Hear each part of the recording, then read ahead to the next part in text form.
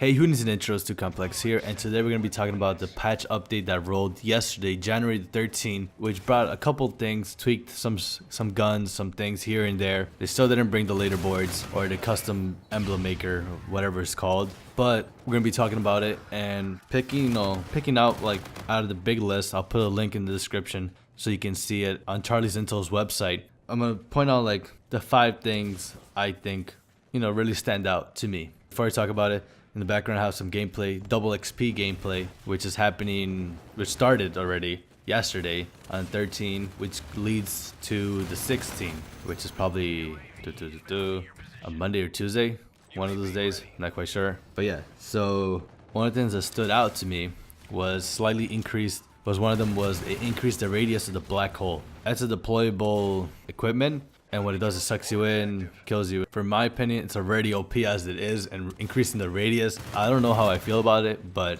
we gotta see how the community handles it and takes it in, because I know people are gonna start abusing it since it has a bigger radius. But it slightly increases, so slightly could mean very little to none, or who knows. We gotta see it in game. Number 2 is they added back to the rotation grounded. At first, when I read this, I wasn't quite sure what they meant. I'm like, what map was that? It didn't like ring up to me. But then I looked it up in the custom games, and we played that map before. I didn't know they took it out of rotation. Like they always do this with games. Like when they first come out, they add this rotation list, and I'm guessing take it out. But I didn't notice it. Well, we haven't played it as much. Other maps like Frontier, Genesis, they pop up because they're popular maps. That's cool that they added it back to the rotation. The next one is Infected. So I haven't played Infected yet, but when I have played previously, knowing Infected, playing it like MW3, those type of things, when it was popular. Well, it's still popular, so I don't know if it is, but when I played it back then, it was pretty fun. So then what they did in the update for Infected was that they what's it called here? If a player waits to spawn in to avoid being first infected, they'll be forced to be infected. So that's pretty cool, because I remember playing MW3, people didn't know exactly how you got infected. Like it was random, but people felt like there was a certain way how you got infected. So people used to be like, they wouldn't spawn in first, they wouldn't spawn in last. So now we know that if you spawn in last, you're most likely gonna be infected. And people will usually like leave lobbies because they hate being infected. They prefer surviving than hunting down people. And then the next one underneath that was fix the issue when first infected. People weren't getting proper scores or their XPs for the first kill, which is good. I haven't played it yet. I want to play it, so probably make a video playing it for the first time on IW. That probably is an issue. That's good they fixed it before hopping in. The only thing I'm kind of down for this next one is they say they took the kill/death are no longer stored as a match, so KD is not infected. This was a big thing at MW3. What I recall was people used to play Infected a lot to fix their KDs. Say if they're hitting that 2 KD limit or whatever KD goal there are, they'll play a lot of Infected games because they'll get a lot of kills and 1 death. Because after they get infected, they most likely will camp or won't kill as much. So that's kind of a downside on the whole thing.